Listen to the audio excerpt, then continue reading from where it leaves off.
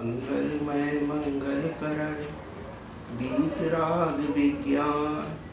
नमो ताहि जाते भय अरहंतादि महान। जो विद्यादि सागर सुधी गुरु है हितैषी। शुद्धात्म में निरत नित्य हितोपदेशी। वे पाप ग्रीष्म ऋतु में जल है सयाने।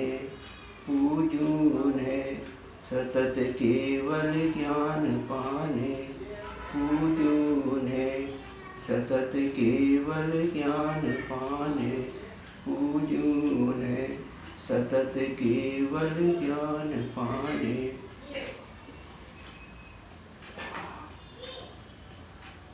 कल ब्रह्मचर्य धर्म की चर्चा चल रही थी। ब्रह्मणि आत्मानि चरतीति ब्रह्मचर्य। ब्रह्म स्वरूप आत्मा में चर्या करना, रमण करना, उसमें लीन हो जाना निश्चय से ब्रह्मचर्य कहलाता है। तथा समस्त स्त्रियों को माता, बहन व पुत्री के समान समझना और मन व पांचों इंद्रियों को अपने बस में रखना व्यवहार से ब्रह्मचर्य कहलाता है। सभी को भगवान की भक्ति और तत्व चिंतन ये दो कार्य अवश्य ही करना चाहिए।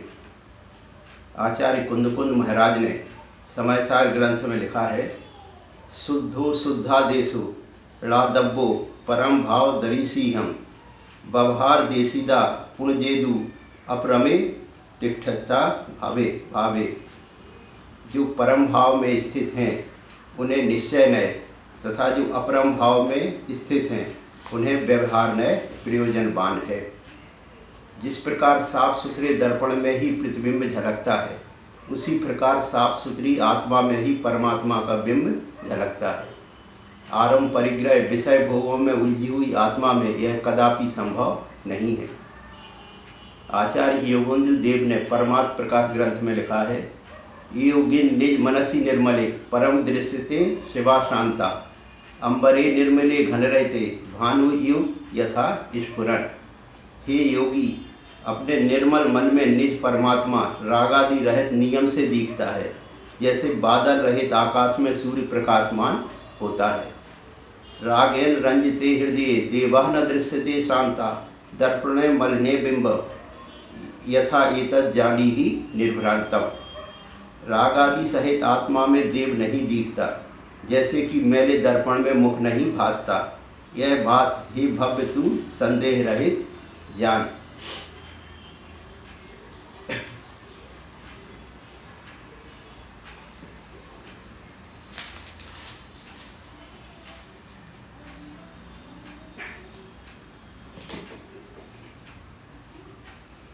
अतः ब्रह्मचर्य में बाधक समस्त कारणों को छोड़ देना चाहिए। सिद्धांत चक्रवर्ती आचार्य नेमचंद महाराज ने अब ब्रह्म के 4 कारण बतलाए थे। पहला था कामोद्दीपक आहार करने से, दूसरा विषय भोग संबंधी चिंतन करने से, तीसरा कुशील व्यक्तियों की संगति करने से, और चौथा था वेद नाम कर्म की उदीर्णा होने से। मन तो मदोन्मत्त हाथी के समान है। स्वर्ग और मोक्ष को देने वाले ब्रह्मचर्य रूपी वृक्ष को विध्वंस करने वाले इस मन रूपी हाथी को रोकने के लिए सभी को अपने ब्रह्मचर्य व्रत की 9 बाणों से सुरक्षा करना चाहिए। पहली है, ना तो स्त्रियों के आसन पर बैठना चाहिए। दूसरी, ना उनकी शैया पर सोना चाहिए। तीसरी, ना स्त्रियों के साथ एकांत में मिलना चाहिए। चौथी, ना उनके साथ मीठा रागजनक वार्तालाप करना चाहिए। पाँचवीं, ना उनके अंग उपांगों को देखना चाहिए। छठवीं, गरिष्ठ भोजन नहीं करना चाहिए। सातवीं, पूर्व में भोगे गए विषय भोगों का चिंतन नहीं करना चाहिए। आठवीं, अपना रहन सहन खान पान सात्विक व सादा रखना चाहिए। नौवीं, जहाँ स्त्रियों के चित्र लगे हों वहाँ नहीं रहना चाहिए। ब्रह्मचर्य व्रत का पालन करने के लिए हमें 5 बातों का ध्यान अवश्य रखना चाहिए। पहली है, अपने कानों को बचा के रखना, अर्थात कानों को ऐसा विषय ना दें जिससे भीतर विकार पैदा हो। दूसरी, अपनी आँखों को बचा के रखना, अर्थात आँखों को ऐसे दृश्य ना दिखाएं जिनको देखकर विकार उत्पन्न हो जाए। तीसरी है मन को बचा के रखना, अर्थात मन में ऐसी कोई बात ना आने जिससे अपने भाव बिगड़ जाएं। चौथी है अपनी जिह्वा इंद्री को बस में रखना, अर्थात गरिष्ठ भोजन नहीं करना जो विकार उत्पन्न करे। और पांचवी है अपनी वेशभूषा, अपने शरीर की सजावट ऐसी ना करे जो दूसरे के मन में पाप उत्पन्न हो। शील सदा दृढ़ जो नर पाले, सो और रन की आपद टाले। जो शील व्रत का पालन करते हैं, अपनी वेशभूषा आदि सादा रखते हैं, वे दूसरों के मन में भी विकार उत्पन्न करने में निमित्त नहीं बनते। इन विषय भोगों में कहीं भी सुख नहीं है, इसलिए जीवन में संयम व ब्रह्मचर्य ही श्रेष्ठकर है। यदि मनुष्य पर्याय और जैन धर्म पाकर भी हम असंयम के गुलाम, इंद्रियों के दास बने रहे तो अपना कल्याण कब करेंगे। अतः अब तो अपने आत्मस्वरूप को जानने का प्रयास करें। स्वामी कार्तिकेय महाराज ने लिखा है,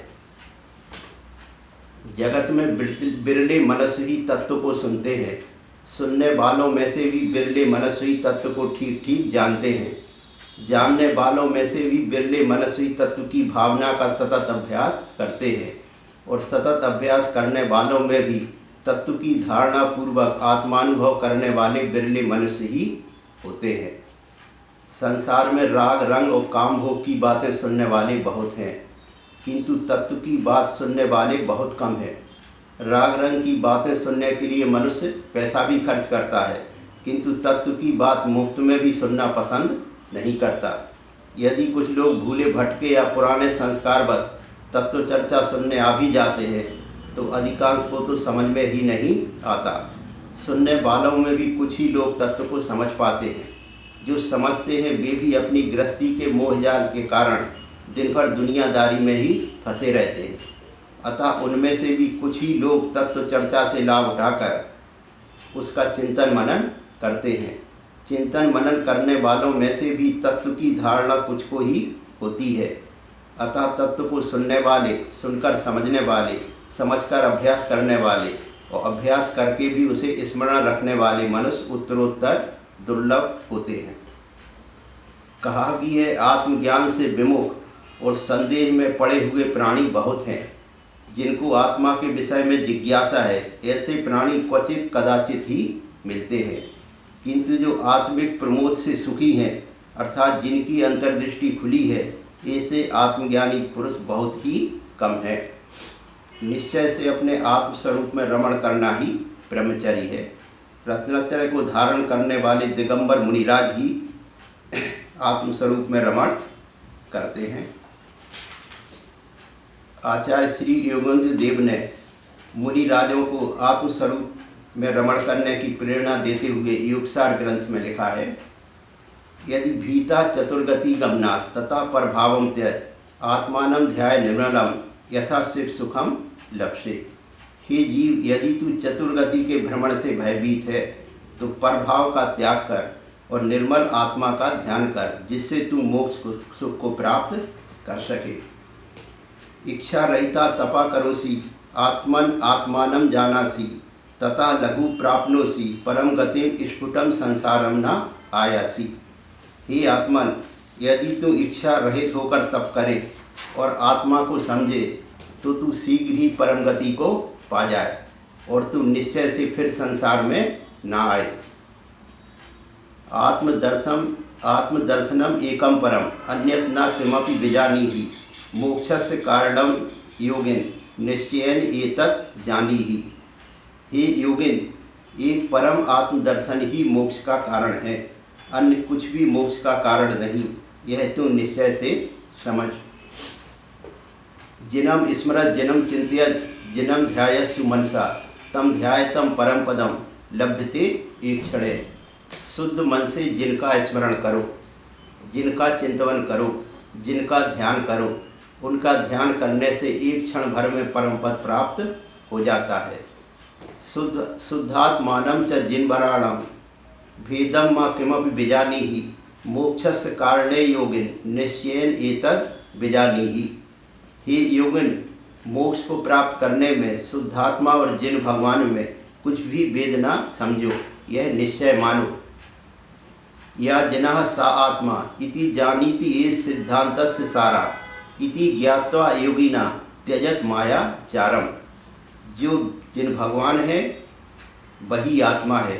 यही सिद्धांत का सार समझो। इसे समझकर हे योगी जनन मायाचार को छोड़ो। यह परमात्मा सा एव अहम, यह अहम सा परमात्मा इति ज्ञात्वा योगिन अन्यत मा कुरुत विकल्पम। जो परमात्मा है वही मैं हूँ तथा जो मैं हूँ वही परमात्मा है, यह समझकर हे योगिन अन्य कुछ भी विकल्प मत करो। शुद्धा सचेतना बुद्धा जिन्हा केवल ज्ञान स्वभावा सा आत्मा इति अनुदिनम जानीति यदि इच्छत शिवलाभम। यदि मोक्ष पाने की इच्छा हो तो निरंतर ही आत्मा को शुद्ध सचेतन बुद्ध जिन और केवल ज्ञान स्वभाव में समझो। यावत न भावयसी जीव त्वं निर्मलम आत्म स्वभावम तावत न लभ्यते शिवगमनम यत्र भाव्यते तत्र यात। हे जीव, जब तक तू निर्मल आत्म स्वभाव की भावना नहीं करता तब तक मोक्ष नहीं पा सकता। अब जहाँ तेरी इच्छा हो वहाँ जा। यह त्रिलोकस्य ध्येया जिन्हा सा आत्मा निश्चयेन उक्ता निश्चय नयेन एवं भणिता एतद् जानी ही निर्भ्रांतम। जो तीनों लोकों के ध्येय जिन भगवान है निश्चय से उन्हें ही आत्मा कहा है। यह कथन निश्चय नय से है, इसमें भ्रांति नहीं करना चाहिए। यदि निर्मलम आत्मानं जानाति व्रत संयम संयुक्ता तर्हि लघु प्राप्नोति सिद्धि सुखम इति जिन्नाथस्य उक्तम। जिनेन्द्र देव का कथन है कि यदि व्रत और संयम से युक्त होकर जीव निर्मल आत्मा को पहचानता है तो वह शीघ्र ही सिद्ध सुख को पाता है। व्रतम तपः संयमम शीलम जीव एतानि सर्वाणि अकृतार्थानि यावत् न ज्ञायते एकः परः शुद्धा भावा पवित्रा। जब तक जीव को एक परम शुद्ध पवित्र भाव का ज्ञान नहीं होता तब तक व्रत संयम और शील एक कुछ भी कार्यकारी नहीं होते। आत्मानं आत्माना यह जानाति यह परभावम त्यजति सा प्राप्नोति शिवपुरी गमनम जिनवरा एवं भड़ति। जो आत्मा को आत्मभाव से जानता है और परभाव को छोड़ देता है वह शिवपुरी को जाता है, ऐसा जिनवर ने कहा है। सर्वम अचेतनम जानी ही जीव एका सचेतना सारा यम ज्ञात्वा परम मुनि लघु प्राप्नोति भवपारम। जितने भी पदार्थ हैं वे सब अचेतन है, चेतन तो केवल एक जीव ही है और वही सारभूत है। उसको जानकर परम मुनि शीघ्र ही संसार से पार होता है। यदि निर्मलम आत्मानं जानासि त्यक्त्वा सर्वं व्यवहारम जिन स्वामी एवं भड़ति लघु प्राप्यते भवपारः। सर्व व्यवहार को त्याग कर यदि तू निर्मल आत्मा को जानेगा तो तू संसार से शीघ्र ही पार होगा, ऐसा जिनेन्द्र देव कहते हैं। जीवा जीवियो भेदम यह जानाति तेन ज्ञातम मोक्षस्य कारणम एतम भण्यते योगिन योगी भी भणितम। जो जीव व अजीव के भेद को जानता है वही सब कुछ जानता है तथा हे योगिन इसी को योगी जन ने मोक्ष का कारण कहा है। राग रोसौ द्वय परिहरत यह आत्मनि बसति सा धर्मा अपि जिनोक्ता यह पंचम गति नयति। जो राग और द्वेष दोनों को छोड़कर निज आत्मा में वास करता है उसे ही जिनेन्द्र देव ने धर्म कहा है। वह धर्म पंचम गति अर्थात मोक्ष को ले जाता है। आयु गलति नैव मनः गलति नैव आशा खलु गलति मोहम स्फुरति नैव आत्महितम एवं संसारम भ्रमति। आयु गल जाती है पर मन नहीं गलता और न आशा ही गलती है। मोह स्फुरित होता है परंतु आत्महित का स्मरण नहीं होता। इस तरह जीव संसार में ही भ्रमण किया करता है। यथा मनः विषयाणाम रमते तथा यदि आत्मानं जानाति योगी भणति भो योगिना लघु निर्वाणम लभ्यते। जिस तरह मन विषयों में रमण करता है उसी तरह यदि वह आत्मा को जानने में रमण करे तो हे योगी जनों योगी कहते हैं कि जीव शीघ्र ही निर्वाण पा जाए। ये परभावम त्यक्त्वा मुनिया आत्मना आत्मानं जानन्ति केवल ज्ञान स्वरूपम लात्वा ते संसारम मुंचन्ति। जो मुनि परभाव का त्याग कर अपनी आत्मा से अपनी आत्मा को पहचानते हैं, वे केवल ज्ञान प्राप्त कर संसार से मुक्त हो जाते हैं। धन्या ते भगवंता बुधा ये परभावं त्यजन्ति लोकालोक प्रकाशकरम आत्मानं विमलम जानन्ति। जो भगवान उन भगवान पंडितों को धन्य है जो परभावों का त्याग करते हैं और लोकालोक प्रकाशक निर्मल आत्मा को जानते हैं। एकाकी यदि यस्यासि तर्हि परभावं त्यज आत्मानं ध्यायस्य ज्ञानमयम लघु शिव सुखम लप्से। हे जीव, यदि तू अकेला ही है तो प्रभाव का त्याग कर और आत्मा का ध्यान कर, जिससे तू शीघ्र ही ज्ञानमय मोक्ष को प्राप्त कर सके। यदा मनः निर्ग्रंथा जीव तदा त्वं निर्ग्रंथा यदा त्वं निर्ग्रंथा जीव तथा लभ्यते शिव पंथा। हे जीव, जब तेरा मन निर्ग्रंथ हो गया तो तू भी निर्ग्रंथ हो गया, और जब तू निर्ग्रंथ हो गया तो उससे मोक्ष मार्ग मिल जाता है।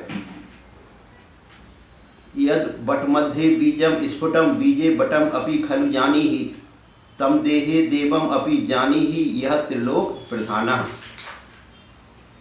जैसे बड़ के वृक्ष में बीज स्पष्ट दृष्टिगोचर होता है, वैसे ही बीज में बड़ वृक्ष रहता है। इसी तरह देह में भी उस देव को विराजमान समझो जो तीनों लोकों में मुख्य है। या जिना सा एव हम एतद् भावय निर्भ्रांतम मोक्षस कारणन योगिन अन्या ना तंत्रा ना मंत्रा। जो जिन देव है वह मैं हूँ, वही मैं हूँ, इसकी भ्रांति रहित होकर भाव न कर।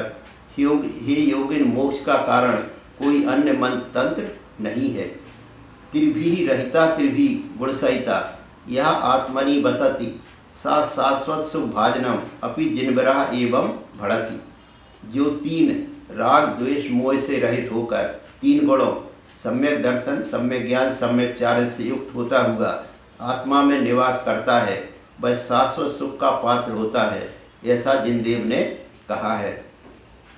आत्मानं दर्शनम ज्ञानम जानीहि आत्मानं चरणम विजानीहि आत्मानं संयमम शीलम तपः आत्मानं प्रत्याख्यानम। आत्मा को ही दर्शन और ज्ञान समझो, आत्मा ही चारित्र है, और संयम, शील, तप और प्रत्याख्यान भी आत्मा को ही मानो। एकाकी इंद्रिय रहता मनो वाक्या शुद्धया आत्मन आत्मानं जानीहि त्वं लघु प्राप्नोसि शिव सिद्धिम। हे आत्मन, तू एकाकी इंद्रिय रहत और मन वचन काय की शुद्धि से आत्मा को जान, उससे शीघ्र ही मोक्ष सिद्धि को प्राप्त करेगा। आत्मस्वरूपे यह रमते त्यक्त्वा सर्व व्यवहारम सा सम्यक दृष्टि भवति लघु प्राप्नोति भवपारम। जो सर्व व्यवहार को छोड़कर आत्मस्वरूप में रमण करता है, वह सम्यक दृष्टि जीव है और वह शीघ्र ही संसार से पार हो जाता है। अजरा अमरा गुणगणा निलया यत्र आत्मा स्थिरा तिष्ठति सा कर्म भी न बद्धा संचित पूर्वम विलीयते। जहाँ अजर अमर तथा गुणों की आधारभूत आत्मा स्थिर हो जाती है, वहाँ जीव कर्मों से बद्ध नहीं होता और वहाँ पूर्व में संचित किए हुए कर्मों का नाश ही करता है। यह समसौख्य निलीना बुधा पुनः पुनः आत्मानं जानाति कर्म क्षयम कृत्वा सा अपि स्फुट लघु निर्वाणम लभते। जो सम और सुख में लीन हुआ योगी बार बार आत्मा को जानता है, वह निश्चय ही कर्मों का क्षय कर शीघ्र ही निर्वाण को पाता है। यह आत्मानं शुद्धम अपि जानाति असुचि शरीर विभिन्नम सा जानाति शास्त्राणि सकलानि श्वासत सौख्ये लीना। जो शुद्ध आत्मा को अशुद्ध शरीर से भिन्न समझता है, वह शाश्वत सुख में लीन होकर समस्त शास्त्रों को जानता है। यह नैव जानाति आत्मानं परमनैव परभावं त्यजति सा जानाति शास्त्राणि सकलानि ना खलु शिव सौख्यम लभते। जो ना तो परमात्मा को जानता है और न प्रभाव का त्याग ही करता है, वह भले ही समस्त शास्त्रों को जान जाए, परंतु वह मोक्ष